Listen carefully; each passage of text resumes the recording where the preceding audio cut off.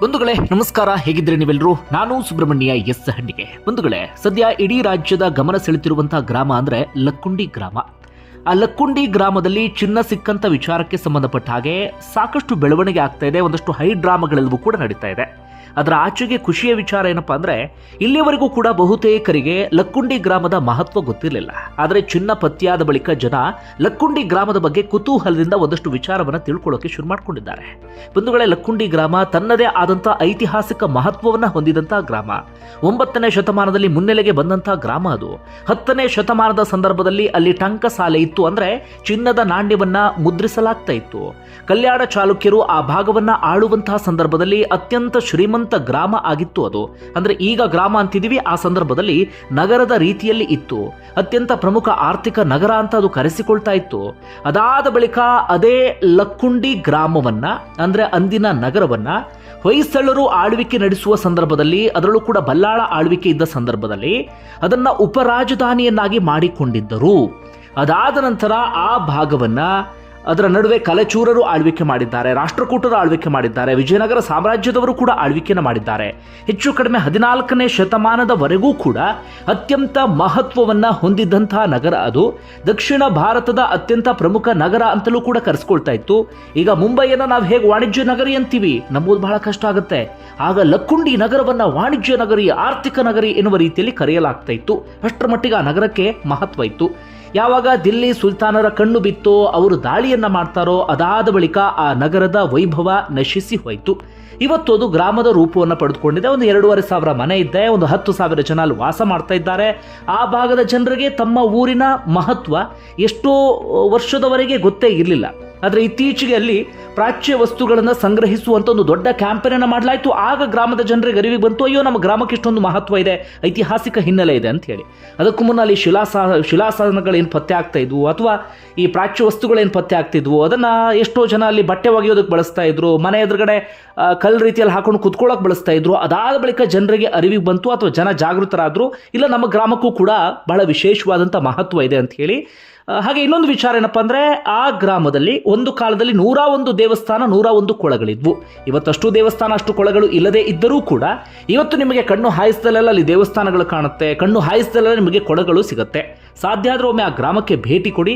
ಇಂತಹ ಐತಿಹಾಸಿಕ ಮಹತ್ವವುಳ್ಳಂತಹ ಗ್ರಾಮಗಳನ್ನ ಇನ್ನಷ್ಟು ಅಭಿವೃದ್ಧಿ ಮಾಡಬೇಕು. ಜೊತೆಗೆ ನಮ್ಮ ಇತಿಹಾಸ ಏನಿದೆ, ಅಥವಾ ವಿಶೇಷವಾದಂಥ ವಿಚಾರಗಳಿಂದ ಅದನ್ನು ಜನರು ತಲುಪಿಸುವಂಥ ಕೆಲಸವನ್ನು ಮಾಡಬೇಕು. ಒಟ್ಟಾರೆಯಾಗಿ ಯಾವುದೋ ಒಂದು ರೂಪದಲ್ಲಿ ಇವತ್ತು ಲಕ್ಕುಂಡಿ ಗ್ರಾಮ ಇಡೀ ರಾಜ್ಯದ ಗಮನವನ್ನು ಸೆಳೀತಾ ಇದೆ.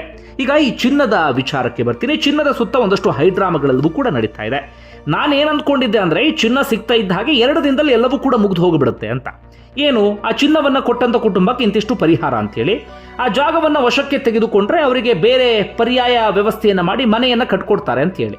ಆದರೆ ಹಾಗಾಗ್ತಿಲ್ಲ. ಅದಕ್ಕೆ ಸಂಬಂಧಪಟ್ಟ ಹಾಗೆ ಸ್ವತಃ ಜಿಲ್ಲಾಧಿಕಾರಿಗಳು ಬಂದರೂ ಕೂಡ ಸ್ಪಷ್ಟವಾದಂಥ ಭರವಸೆಯನ್ನು ಕೊಡ್ತಾ ಇಲ್ಲ. ಹೀಗಾಗಿ ಚಿನ್ನ ಕೊಟ್ಟು ನಾವು ಇಕ್ಕಟ್ಟಿಗೆ ಸಿಕ್ಕಾಕೊಂಡು ಬಿಟ್ವಲ್ಲ ಅಂತೇಳಿ ಕುಟುಂಬಸ್ಥರು ಇದೀಗ ಆತಂಕಕ್ಕೆ ಸಿಕ್ಕಾಕೊಂಡು ಬಿಟ್ಟಿದ್ದಾರೆ. ಅದರ ನಡುವೆ ಏನೇನೋ ಒಂದಷ್ಟು ಬೆಳವಣಿಗೆ ಆಗ್ತಾ ಇದೆ. ಒಮ್ಮೆ ಪುರಾತತ್ವ ಇಲಾಖೆ ಅಧಿಕಾರಿ ಬಂದರು, ಇದು ನಿಧಿ ಅಲ್ವೇ ಅಲ್ಲ ಅಂತ ಹೇಳಿದ್ರು. ಇವರು ಪೂರ್ವಜರ ಚಿನ್ನ ಇರಬಹುದು ಎನ್ನುವ ರೀತಿಯಲ್ಲಿ ಹೇಳಿಕೆಯನ್ನು ಕೊಟ್ಟರು. ದಿಢೀರ್ ಅವ್ರು ಉಲ್ಟಾ ಹೊಡಿತಾ ಇದ್ದಾರೆ, ಅಯ್ಯೋ ಇಲ್ಲ ನಾನು ಒತ್ತಡದಲ್ಲಿ ಹೇಳಿಕೆ ಕೊಟ್ಟೆ, ಅಥವಾ ಯಾವುದೋ ಗೊಂದಲಕ್ಕೊಳಗಾಗಿ ಹೇಳಿಕೆಯನ್ನು ಕೊಟ್ಟೆ ಎನ್ನುವ ರೀತಿಯಲ್ಲಿ. ಇನ್ನೊಂದು ಕಡೆಯಿಂದ ಅಲ್ಲಿ ಅರ್ಧ ಚಿನ್ನವನ್ನು ಕದ್ದಿರಬಹುದು ಎನ್ನುವಂಥ ಆರೋಪ ಕೇಳಿ ಬರ್ತಾ ಇದೆ. ಮತ್ತೊಂದು ಕಡೆಯಿಂದ ಸರ್ಪದ ಉಲ್ಲೇಖವೂ ಕೂಡ ಶುರುವಾಗಬಿಟ್ಟಿದೆ. ಅಲ್ಲಿ ಸರ್ಪ ಎದ್ದಿದೆ, ಅದರಿಂದ ನಮಗೆ ಶಾಪ ತಟ್ಟುತ್ತೆ, ಈ ರೀತಿಯಾದಂಥ ಒಂದಷ್ಟು ಚರ್ಚೆಗಳು ಕೂಡ ಆ ಗ್ರಾಮದಲ್ಲಿ ಕೇಳಿ ಬರೋದಕ್ಕೆ ಶುರುವಾಗಿದೆ. ಒಟ್ಟಾರೆಯಾಗಿ ಚಿನ್ನದ ಸುತ್ತ ಏನೆಲ್ಲ ಆಗ್ತಿದೆ ಅನ್ನೋದನ್ನು ಗಮನಿಸ್ತಾ ಹೋಗೋಣ. ಬಂಧುಗಳೇ, ಮೊದಲಿಗೆ ನಿಮ್ಮೆಲ್ಲರಿಗೂ ಕೂಡ ಗೊತ್ತಿದೆ, ಅಲ್ಲಿ ತಾಯಿ ಮಗ ಇರುವಂಥ ಒಂದು ಕುಟುಂಬ ಇತ್ತು. ಅವರು ಮನೆಯನ್ನು ಕೆಡವಿ ಹೊಸ ಮನೆಯನ್ನು ಕಟ್ಟಬೇಕು ಅಂಥೇಳಿ ಪಾಯವನ್ನು ತೆಗೆಸ್ತಾ ಇರ್ತಾರೆ. ಆ ಸಂದರ್ಭದಲ್ಲಿ ಪ್ರಜ್ವಲ್ ಎನ್ನುವಂಥ 8 ವರ್ಷದ ಹುಡುಗ ಅಲ್ಲಿ ಓಡಾಡುವ ಸಂದರ್ಭದಲ್ಲಿ ಆತನಿಗೆ ಚಿನ್ನದ ತಂಬಿಗೆ ಕಾಣುತ್ತೆ, ಅಂದರೆ ಒಂದು ಮಡಿಕೆ ಕಾಣುತ್ತೆ, ಅದರೊಳಗಡೆ ಚಿನ್ನ ಪತ್ತೆ ಆಗುತ್ತೆ, ಅಥವಾ ಚಿನ್ನ ಇದೆ ಅನ್ನೋ ವಿಚಾರ ಗೊತ್ತಾಗುತ್ತೆ. ಆತ ತಕ್ಷಣವೇ ವಿಚಾರವನ್ನು ತನ್ನ ಸಂಬಂಧಿಕರಿಗೆ ತಿಳಿಸ್ತಾನೆ, ಗ್ರಾಮ ಪಂಚಾಯತ್ ಸದಸ್ಯರಿಗೆ ತಿಳಿಸ್ತಾನೆ, ಆ ಮೂಲಕ ಪೊಲೀಸರಿಗೆ ಹೋಗುತ್ತೆ. ಕೊನೆಗೆ ಸಚಿವರಾಗಿರುವಂಥ HK ಪಾಟೀಲ್, CM ಸಿದ್ದರಾಮಯ್ಯ ಇವ್ರ ಗಮನಕ್ಕೂ ಕೂಡ ಬರುತ್ತೆ. ತಕ್ಷಣವೇ ಅಧಿಕಾರಿಗಳು ಓಡೋಡಿ ಬರ್ತಾರೆ. ಅದಾದ ಬಳಿಕ ಆದಂಥ ಬೆಳವಣಿಗೆ ನೀವು ಗಮನಿಸಿದ್ರೆ, ಮೊದಲು ಇದ್ದಂಥ ಕುತೂಹಲ ಅಂದರೆ ಎಷ್ಟು ಚಿನ್ನ ಇತ್ತು ಅಂತ ಹೇಳಿ. ಈಗ ಗೊತ್ತಾಗ್ತಿರುವಂಥ ಸ್ಪಷ್ಟ ಮಾಹಿತಿ ಅಂದರೆ 470 ಗ್ರಾಮ್ ಚಿನ್ನ ಅಂತ ಹೇಳಿ. ಈಗಿನ ರೇಟ್ಗೆ ತಕ್ಕ ಹಾಗೆ ಅದಕ್ಕೆ ಮೌಲ್ಯವನ್ನು ನಿಗದಿಪಡಿಸಲಾಗುತ್ತೆ. ಜೊತೆಗೆ ಅದು ಆಂಟಿಕ್ ಪೀಸ್ ಆಗಿರುವ ಕಾರಣಕ್ಕಾಗಿ, ಹಿಸ್ಟಾರಿಕಲ್ ವ್ಯಾಲ್ಯೂ ಇರುವಂಥ ಕಾರಣಕ್ಕಾಗಿ ಆ ಮೌಲ್ಯವನ್ನು ಕೂಡ ಸೇರಿಸಲಾಗುತ್ತೆ. ಹೀಗಾಗಿ 470 ಗ್ರಾಂ ಚಿನ್ನಕ್ಕೆ ಈಗಿನ ಮೌಲ್ಯದ ಪ್ರಕಾರವಾಗಿ ಒಂದು 66 ಲಕ್ಷ 70 ಲಕ್ಷದವರೆಗೆ ಆದರೂ ಕೂಡ ಅದು ಆಂಟಿಕ್ ಪೀಸ್ ವ್ಯಾಲ್ಯೂ ಹೊಂದಿರುವ ಕಾರಣಕ್ಕಾಗಿ ಹೆಚ್ಚು ಕಡಿಮೆ 1 ಕೋಟಿಯವರೆಗೆ ಬೆಲೆ ಬಾಳಬಹುದು ಅಂತ ಅಂದಾಜಿಸಲಾಗ್ತಾ ಇದೆ. ಏನೇನಿತ್ತು ಅಂತ ಗಮನಿಸ್ತಾ ಹೋಗೋದಾದ್ರೆ, ಒಂದು ಕೈಗಡಗದ ಒಂದು ತುಂಡು 33 ಗ್ರಾಮ, ಕೈಗಡಗದ ಇನ್ನೊಂದು ತುಂಡು 12 ಗ್ರಾಮ, ಕಂಠದ ಹಾರ ಒಂದು ತುಂಡು 44 ಗ್ರಾಮ, ಮತ್ತೊಂದು ಕಂಠದ ಹಾರದ ಒಂದು ತುಂಡು 137 ಗ್ರಾಮ, ಕುತ್ತಿಗೆ ಚೈನ್ ಒಂದು ತುಂಡು 49 ಗ್ರಾಮ್, 5 ದೊಡ್ಡ ಗುಂಡಿನ ಒಂದು ತೋಡೆ ತುಂಡು 34 ಗ್ರಾಮ್, ಹಾಗೆ ಒಂದು ಒಂತಿ ಉಂಗುರ 23 ಗ್ರಾಮ್, ಮತ್ತೊಂದು 17 ಗ್ರಾಮು, ಮತ್ತೊಂದು 11 ಗ್ರಾಮು, ಈ ರೀತಿಯಾಗಿ ಸಣ್ಣ ಸಣ್ಣ ತುಂಡುಗಳು ಪತ್ತೆಯಾಗಿದೆ. ಒಟ್ಟಾರೆಯಾಗಿ 470 ಗ್ರಾಮ್ ಇದು ಚಿನ್ನ ಸಿಕ್ಕಂತ ವಿಚಾರ. ಈಗ ಇರೋದು ಈ ಚಿನ್ನ ಯಾರಿಗೆ ಸೇರಿದ್ದು, ಏನು ಕತೆ ಎನ್ನುವಂತ ಸಂಗತಿ. ನಿಯಮ ಏನು ಹೇಳುತ್ತೆ ಅಂದ್ರೆ, ನಮ್ಮಲ್ಲಿ ನಿಧಿ ಕಾಯ್ದೆ ಅಂತ ಹೇಳಿದೆ. ನಿಧಿ ಕಾಯ್ದೆ ಬಹಳ ಸ್ಪಷ್ಟವಾಗಿ ಹೇಳುತ್ತೆ, 100 ವರ್ಷದ ಹಳೆಯ ಚಿನ್ನ ಆಯ್ತು ಅಂತಾಗಿದ್ರೆ ಅದು ಸರ್ಕಾರದ ವಶಕ್ಕೆ ಹೋಗುತ್ತೆ. ಅಂದ್ರೆ ಭೂಮಿಯ ಒಳಗಡೆ ಏನೇ ಸಿಕ್ಕರೂ ಕೂಡ ಅದು ಸರ್ಕಾರದ ಆಸ್ತಿ. ಭೂಮಿಯ ಮೇಲ್ಗಡೆ ಏನು ಸಿಕ್ಕರೂ ಕೂಡ ಅದು ಜನರಿಗೆ ಅಥವಾ ಯಾರಲ್ಲಿ ವಾಸ ಇರ್ತಾರೆ ಅವರಿಗೆ ಸಿಗುವಂಥದ್ದು. ಆದರೆ ಭೂಮಿಯ ಒಳಗಡೆ ಇದ್ದಿದ್ದೆಲ್ಲವೂ ಕೂಡ ಸರ್ಕಾರಕ್ಕೆ ಅಂತ ಹೇಳಿ ಈ ನಿಧಿ ಕಾಯ್ದೆ ಬಹಳ ಸ್ಪಷ್ಟವಾಗಿ ಹೇಳುತ್ತೆ. ಅದರಲ್ಲೂ ಕೂಡ 100 ವರ್ಷದ ಹಳೆಯದಾಗಿದ್ರೆ ಅದು ಸರ್ಕಾರಕ್ಕೆ ಸೇರುತ್ತೆ. ಅದರಲ್ಲಿ ಯಾರು ನಿಧಿಯನ್ನು ಹುಡುಕಿ ಕೊಟ್ಟರೋ ಅವರಿಗೆ 1/5 ಪರಿಹಾರ ಅಂತೇಳಿ ಕೊಡಲಾಗುತ್ತೆ. ಅಥವಾ ಒಂದು ರೀತಿಯಲ್ಲಿ ಬಹುಮಾನದ ರೀತಿಯಲ್ಲಿ ಕೊಡಲಾಗುತ್ತೆ. ಅವರು ನಿಧಿಯನ್ನು ಹುಡುಕಿ ಕೊಟ್ಟರು ಎನ್ನುವಂಥ ಕಾರಣಕ್ಕಾಗಿ. ಅಂದ್ರೆ 5 ಭಾಗ ಮಾಡಿ 1 ಭಾಗವನ್ನು ಅವರಿಗೆ ಕೊಡಲಾಗುತ್ತೆ. 100 ವರ್ಷದ ಈಚಿನದ್ದು ಅಂತ ಆದರೆ ಅದು ನಿಧಿ ಅಂತ ಕರೆಸಿಕೊಳ್ಳುವುದಿಲ್ಲ. ಅದು ಇವರ ಪೂರ್ವಜರು ಇಟ್ಟಿರಬಹುದು, ಅಥವಾ ಇವರ ಅಜ್ಜಿ ಅವ್ರ್ಯಾರಾದರೂ ಆ ಚಿನ್ನವನ್ನು ಕೆಳಗಡೆ ಅಡಗಿಸಿಟ್ಟಿರಬಹುದು, ಟ್ರೆಜರ್ ಇಲ್ಲ ಎನ್ನುವಂಥ ಕಾರಣಕ್ಕಾಗಿ. ಆಗ ಏನು ಮಾಡುತ್ತೆ, ಸರ್ಕಾರ ಅದನ್ನು ಕ್ಲೈಮ್ ಮಾಡೋದಿಲ್ಲ. ಆಗ ಅದು ಆ ಕುಟುಂಬದವರಿಗೆ ಕೊಡಬೇಕಾ ಏನು ಎತ್ತ ಅಂಥೇಳಿ ಜಿಲ್ಲಾಡಳಿತ ಅದಕ್ಕೆ ಸಂಬಂಧಪಟ್ಟ ಹಾಗೆ ನಿರ್ಧಾರ ತೆಗೆದುಕೊಳ್ಳುತ್ತೆ. ಇಷ್ಟೇ, ಕ್ಲಿಯರ್. ಇದರಲ್ಲಿ ಯಾವುದೇ ಗೊಂದಲ ಇಲ್ಲ. ನಿಯಮ ಇರೋದು ಹೀಗೆ. ಈ ರೀತಿಯಾಗಿ ನಿಧಿ ಅಂತ ಅದು ಕನ್ಫರ್ಮ್ ಆಯಿತು ಅಂತ ಆದರೆ ಏನಾಗ್ಬಿಡುತ್ತೆ, ಅಲ್ಲಿ ಇನ್ನಷ್ಟು ಉತ್ಖನನ ನಡಿಬೇಕಾಗುತ್ತೆ. ಆಗ ಏನು ಮಾಡ್ತಾರೆ, ಆ ಜಾಗವನ್ನು ಸರ್ಕಾರ ತನ್ನ ವಶಕ್ಕೆ ತೆಗೆದುಕೊಳ್ಳುತ್ತೆ. ಅವರಿಗೆ ಪರ್ಯಾಯ ಜಾಗದ ವ್ಯವಸ್ಥೆಯನ್ನು ಮಾಡಿಕೊಡಲಾಗುತ್ತೆ. ಇದು ನಿಯಮ ಇರೋದು. ಆದರೆ ಈಗ ಇಲ್ಲಿ ಗೊಂದಲ ಆಗಿರೋದೇನಪ್ಪ ಅಂದರೆ, ಮೊದಲು ಗೊಂದಲ ಸೃಷ್ಟಿಯಾಗಿದ್ದು ಎಲ್ಲಿ ಅಂದರೆ, ಪುರಾತತ್ವ ಇಲಾಖೆ ಅಧಿಕಾರಿ ರಮೇಶ್ ಮೂಲಿಮನಿ ಅಂತ ಹೇಳಿ ಬರ್ತಾರೆ. ಅವರು ಬಂದು ಹೇಳ್ತಾರೆ, ಇದು ನಿಧಿ ಅಲ್ಲ ರೀ, ಎಲ್ಲ ನಿಧಿ ಅಂತಿದ್ದಾರೆ, ಇದು ಇವರ ಪೂರ್ವಜರು ಇಟ್ಟಿರಬಹುದು, ಅದು ಅಡುಗೆ ಮನೆ ಕೆಳಗಡೆ ಇದೆ, ಇದು ಯಾರೋ ಹಿಂದಿನವರೇನೋ ಅದನ್ನು ಅಲ್ಲಿ ಅಡಗಿಸಿಟ್ಟಿರಬಹುದು ಎನ್ನುವ ರೀತಿಯಲ್ಲಿ ಅವರು ಹೇಳಿಕೆಯನ್ನು ಕೊಡ್ತಾರೆ. ಆಗ ಕುಟುಂಬಸ್ಥರು ಸಹಜವಾಗಿ ಅದನ್ನು ಕ್ಲೈಮ್ ಮಾಡ್ತಾರೆ. ನಿಧಿ ಅಲ್ಲ ಅಂತಾದರೆ, ಅದು ನಮ್ಮ ಪೂರ್ವಜರು ಅಡಗಿಸಿಟ್ಟಿರುವಂಥ ಚಿನ್ನ ಅಂತಾದರೆ ಅದು ನಮಗೆ ಸೇರಬೇಕು ಅಂತ ಹೇಳಿ ಕುಟುಂಬಸ್ಥರು ಬಹಳ ಸ್ಪಷ್ಟವಾಗಿ ಕ್ಲೈಮ್ ಮಾಡ್ತಾರೆ. ಅದಾದ ಬಳಿಕ ತಕ್ಷಣವೇ ಅದಕ್ಕೆ ಸಂಬಂಧಪಟ್ಟ ಹಾಗೆ ಪುರಾತತ್ವ ಇಲಾಖೆ ನಿರ್ದೇಶಕರು ಹೇಳಿಕೆ ಕೊಡ್ತಾರೆ. DC ಕೂಡ ಸ್ಥಳಕ್ಕೆ ಓಡೋಡಿ ಬರ್ತಾರೆ. ಅವರೆಲ್ಲರೂ ಕೂಡ ಬಂದು ಹೇಳಿಕೆ ಕೊಡೋದಕ್ಕೆ ಶುರು ಮಾಡ್ಕೊಳ್ತಾರೆ. ಇಲ್ಲ, ಪುರಾತತ್ವ ಇಲಾಖೆ ಅಧಿಕಾರಿ ಹೇಳಿದ್ದು ತಪ್ಪದು, ಇದು ನಿಧಿಯೇ ಅಂತೇಳಿ ಬಹಳ ಸ್ಪಷ್ಟವಾಗಿ ಹೇಳ್ತಾರೆ. ಅದಾದ ನಂತರ ಪುರಾತತ್ವ ಇಲಾಖೆ ಅಧಿಕಾರಿ ರಮೇಶ್ ಆ ರೀತಿಯಾಗಿ ಹೇಳಿಕೆಯನ್ನು ಯಾರು ಕೊಟ್ಟಿದ್ರು ಅವರು ಮತ್ತೆ ಉಲ್ಟಾ ಹೇಳಿಕೆಯನ್ನು ಕೊಡ್ತಾರೆ. ಇಲ್ಲ, ಅವತ್ತು ನಾನು ಒತ್ತಡಕ್ಕೆ ಸಿಕ್ಕಾಕೊಂಡು ಬಿಟ್ಟಿದ್ದೆ, ಯಾವುದೋ ಗೊಂದಲದಲ್ಲಿದ್ದೆ, ನಮ್ಮ ಮನೇಲಿ ಏನೋ ಪರ್ಸನಲ್ ಪ್ರಾಬ್ಲಮ್ ಇತ್ತು, ಆ ರೀತಿಯಾಗಿ ಆ ಕಾರಣಕ್ಕಾಗಿ ಆ ರೀತಿಗೆ ಹೇಳಿಕೆ ಕೊಟ್ಟೆ, ಅಲ್ಲ ಇದು ನಿಧಿ ಅಂತ ನಾನು ಬಹಳ ಸ್ಪಷ್ಟವಾಗಿ ಹೇಳ್ತೀನಿ ಎನ್ನುವ ರೀತಿಯಲ್ಲಿ ಹೇಳಿಕೆಯನ್ನು ಕೊಟ್ಟರು. ಇದು ಸಹಜವಾಗಿ ಗ್ರಾಮಸ್ಥರಲ್ಲಿ ಸಾಕಷ್ಟು ಅನುಮಾನಕ್ಕೆ ಕಾರಣ ಆಗಿದೆ. ನಿಧಿ ಅಂತಾದರೆ ಅದು ಸರ್ಕಾರದ ವಶಕ್ಕೆ ಹೋಗುತ್ತೆ, ಇಲ್ಲ ಇವರು ಪೂರ್ವಜರದ್ದು ಅಂತಾದರೆ ಇವ್ರ ಕುಟುಂಬಕ್ಕೆ ಸೇರುತ್ತಲ್ಲ. ಆ ಕಾರಣಕ್ಕಾಗಿ ಇಲ್ಲೇನಾದರೂ ಅಧಿಕಾರಿಗಳು ಈ ರೀತಿಯಾಗಿ ಸುಳ್ಳು ಹೇಳ್ತಿದ್ದಾರಾ, ಅಥವಾ ಗೊಂದಲಕಾರಿ ಹೇಳಿಕೆಯನ್ನು ಕೊಡ್ತಿದ್ದಾರಾ, ಉದ್ದೇಶಪೂರ್ವಕವಾಗಿ ಹೀಗೆ ಮಾಡ್ತಿದ್ದಾರಾ ಎನ್ನುವ ರೀತಿಯಲ್ಲಿ ಗ್ರಾಮಸ್ಥರಿಗೆ ಒಂದಷ್ಟು ಗೊಂದಲ ಅಂಥದ್ದೆಲ್ಲವೂ ಕೂಡ ಇದೆ. ಸಹಜವಾಗಿ ಮೂಡುವಂಥ ಪ್ರಶ್ನೆ ಅಂದರೆ, ಆ ಪುರಾತತ್ವ ಇಲಾಖೆ ಅಧಿಕಾರಿ ಆರಂಭದಲ್ಲಿ ಆ ರೀತಿಯಾಗಿ ಹೇಳಿಕೆಯನ್ನು ಕೊಟ್ಟು ಆನಂತರ ಉಲ್ಟಾ ಹೊಡೆದಿದ್ದು ಯಾಕೆ ಎನ್ನುವಂಥ ಪ್ರಶ್ನೆ ಸಹಜವಾಗಿಯೇ ಇದೆ. ಈ ಪುರಾತತ್ವ ಇಲಾಖೆ ಅಧಿಕಾರಿ ಮೊದಲು ಹೇಳಿಕೆಯನ್ನು ಕೊಟ್ಟಿದ್ರಲ್ಲ, ಆ ಹೇಳಿಕೆ ಮೇಲೆ ಅವರೇನೋ ಸ್ಟ್ಯಾಂಡ್ ಆಗಿದ್ರೆ ಈ ಚಿನ್ನ ಎಲ್ಲವೂ ಕೂಡ ಈ ಕುಟುಂಬಕ್ಕೆ ಸೇರಬೇಕಾಗ್ತಿತ್ತು.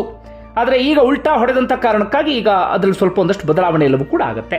ಈಗ ಕುಟುಂಬಸ್ಥರ ಪರಿಸ್ಥಿತಿಯನ್ನು ಗಮನಿಸ್ತಾ ಹೋಗೋದಾದ್ರೆ, ಅವರೊಂದು ಮನೆ ಕಟ್ಕೊಂಡು ಆರಾಮಾಗಿ ವಾಸ ಮಾಡೋಣ ಅಂತಿದ್ರು. ಆದರೆ ಈಗೇನಾಗ್ಬಿಟ್ಟಿದೆ, ಈ ಚಿನ್ನದ ವಿಚಾರ ಎಲ್ಲ ಕಡೆಗಳಲ್ಲೂ ಕೂಡ ಸುದ್ದಿಯಾಗಿ ಒಂದು ರೀತಿಯಲ್ಲಿ ಅವ್ರ ನೆಮ್ಮದಿಯನ್ನು ಕಳ್ಕೊಳ್ಳುವ ರೀತಿಯಲ್ಲಿ ಆಗಿದೆ. ಒಂದೇನಾಗಿದೆ ಅಂದರೆ, ಅವರಿಗೀಗ ಮನೆಯನ್ನು ಸಹಜವಾಗಿ ಕಳ್ಕೊಳ್ತಾರೆ, ಆ ಮನೆಯ ಜಾಗವನ್ನು.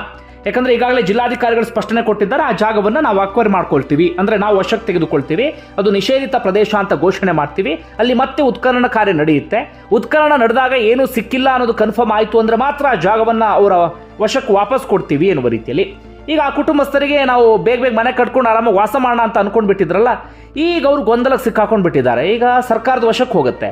ಸರ್ಕಾರದ ವಶಕ್ಕೆ ಹೋದ್ರೆ ನಾವೇನು ಮಾಡಬೇಕು ಅನ್ನುವಂಥ ಕ್ಲಾರಿಟಿ ಇಲ್ಲ ಅವರಿಗೀಗ. ಈಗ ಜಿಲ್ಲಾಧಿಕಾರಿಗಳು ನಿನ್ನೆ ಬಂದಂಥವ್ರು ನಿಮಗೆ ಪರ್ಯಾಯ ಜಾಗವನ್ನು ಕೊಡ್ತೀವಿ ಅಂತ ಸ್ಪಷ್ಟವಾಗಿ ಹೇಳಿದ್ರೆ, ಇಂತಿಷ್ಟು ದಿನದಲ್ಲಿ ನಿಮಗೆ ಸಿಗುತ್ತೆ ಅಂತ ಹೇಳಿಬಿಟ್ಟಿದ್ರೆ ಕುಟುಂಬ ಕೆಲವು ಕೂಡ ಕ್ಲಿಯರ್ ಆಗ್ತಿತ್ತು. ಈಗ ಅದನ್ನು ಕೂಡ ಹೇಳಿಲ್ಲ. ಅವರಿಗೀಗ ನಮ್ಮ ಜಾಗವನ್ನು ಕಳ್ಕೊಳ್ತೀವಿ, ನಮ್ಮ ಮನೆಯ ಇದ್ದಂಥ ಪ್ರದೇಶವನ್ನೇ ಕಳ್ಕೊಳ್ತೀವಿ, ನಾವೆಲ್ಲಿಗೆ ಹೋಗೋದು ಎನ್ನುವಂಥ ಆತಂಕ ಶುರುವಾಗಿದೆ. ಇನ್ನು ಸಹಜವಾಗಿ ಗ್ರಾಮಸ್ಥರು ಕೂಡ ಕೇಳ್ತಾ ಇರೋದು ಅವರ ಆ ಪ್ರಾಮಾಣಿಕತೆಗೆ ಮೆಚ್ಚಿ ಅಥವಾ ನಿಧಿ ಕಾಯ್ದೆ ಏನು ಹೇಳುತ್ತೆ ಆ ಪ್ರಕಾರವಾಗಿ ಅವರಿಗೂ ಚಿನ್ನದಲ್ಲೊಂದು ಪಾಲು ಸಿಗಬೇಕು ಅಂತೇಳಿ ಅದಕ್ಕೆ ಸಂಬಂಧಪಟ್ಟ ಹಾಗೆಯೂ ಕೂಡ ಜಿಲ್ಲಾಧಿಕಾರಿಗಳು ಕ್ಲಾರಿಟಿಯನ್ನು ಕೊಡ್ತಾ ಇಲ್ಲ. ಆದರೆ ಪುರಾತತ್ವ ಇಲಾಖೆ ನಿರ್ದೇಶಕರು ಹೇಳಿದ್ರು ನಿಯಮದ ಪ್ರಕಾರವಾಗಿ 5/1 ಅವರಿಗೆ ಸೇರಬೇಕು ಎನ್ನುವಂಥ ರೀತಿಯಲ್ಲಿ, ಅಂದರೆ 5 ಭಾಗ ಮಾಡಿ ಅದರ 1 ಭಾಗವನ್ನು ಅವ್ರಿಗೆ ಕೊಡಬೇಕು, ಅದನ್ನು ನಗದು ರೂಪದಲ್ಲಿ ಕೊಡ್ತೀವಿ ಎನ್ನುವ ರೀತಿಯಲ್ಲಿ ಅವ್ರು ಹೇಳ್ತಾ ಇದ್ದಾರೆ. ಆದರೆ ಅದಕ್ಕೆ ಸಂಬಂಧಪಟ್ಟ ಹಾಗೆಯೂ ಕೂಡ ಇದೀಗ ಕ್ಲಾರಿಟಿ ಇಲ್ಲ. ಈಗ ಕುಟುಂಬಸ್ಥರ ವಾದ ಏನಪ್ಪ ಅಂದರೆ ನಮಗೆ ಯಾವ ಗೊಂದಲ ಗೋಜಲು ಏನೂ ಕೂಡ ಬೇಡ, ನಾವು ಚಿನ್ನದ ಮೇಲೆ ಆಸೆ ಪಟ್ಟಿಲ್ಲ, ಪ್ರಾಮಾಣಿಕವಾಗಿ ಸಿಕ್ಕಿದ್ದನ್ನು ಸಂಬಂಧಪಟ್ಟಂಥವ್ರಿಗೆ ತಲುಪಿಸಿದ್ದೇವೆ, ನಮಗೊಂದು ಮನೆ ವ್ಯವಸ್ಥೆ ಒಂದನ್ನು ಮಾಡಿಕೊಟ್ಬಿಡಿ ಮತ್ತಿನ್ನೇನು ಕೇಳೋದಿಲ್ಲ ಎನ್ನುವ ರೀತಿಯಲ್ಲಿ ಅವರು ಹೇಳ್ತಿದ್ದಾರೆ.